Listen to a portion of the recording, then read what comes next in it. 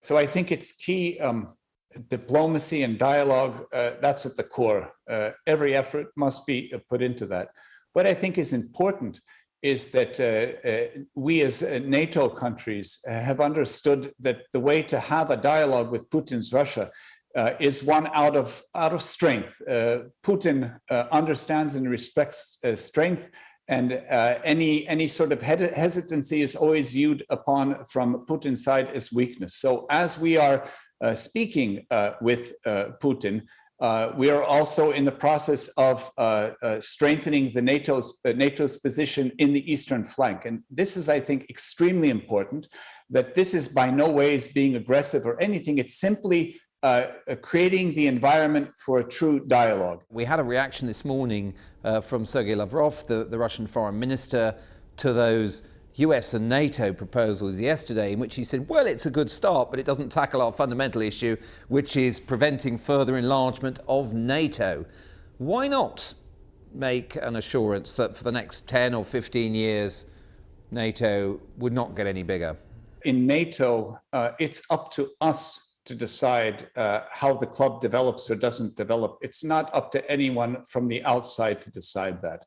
And I think this is a very important fundamental principle, that we cannot be letting a third country dictate our own decisions. One of the terrible ironies of this situation is that there is no consensus in NATO to have Ukraine as a member.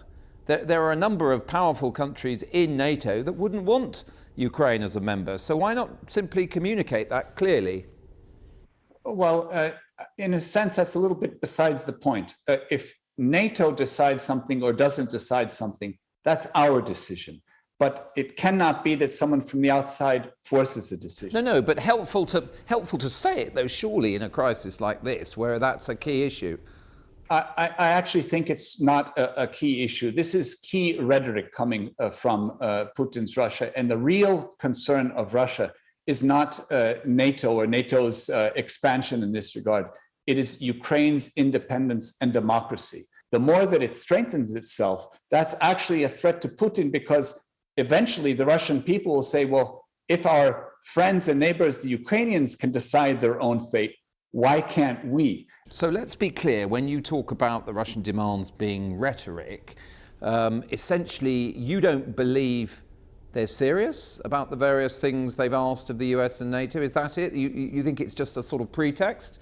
I think the demands, these demands that Russia has put on NATO, many of them are simply non-starters to begin with. And I think were never intended to actually make a breakthrough. But remember, in the West, when we negotiate, usually when there's a conflict, one side takes a step back, the other side takes a step back and creates room for compromise. That's how we work in democracies. The way Putin works is when there's a conflict, and if one side steps back, he steps forward. So he's in the business of now stepping forward, because that's how they negotiate, that's how they structure dialogues. When you say if you step back, he steps forward, I thought immediately of what had happened overnight with the US and NATO responses, where on certain issues, missiles in Europe, nuclear weapons, confidence building measures, NATO and the US have said, we can talk to you about this. Do you think that was a mistake then? No, because these are two different things. One, Russia is demanding that NATO change its posture or its attitude. The second issue is general arms control in Europe and in Russia and in general. And I think that there is room for dialogue there indeed. This is not what Putin came out with, but it certainly seems to be something that should be of interest to all parties involved. I just wonder whether you have any concerns that there are big members, notably Germany, that might not be quite so solid, that might think it is worth cutting a deal. I've had a conversation with Chancellor Scholz about this. If we look at facts on the ground, not in words, then we see that the Germans are on the ground, even as we speak, in Lithuania. So is Germany committed to NATO? very clear. They are committed to NATO.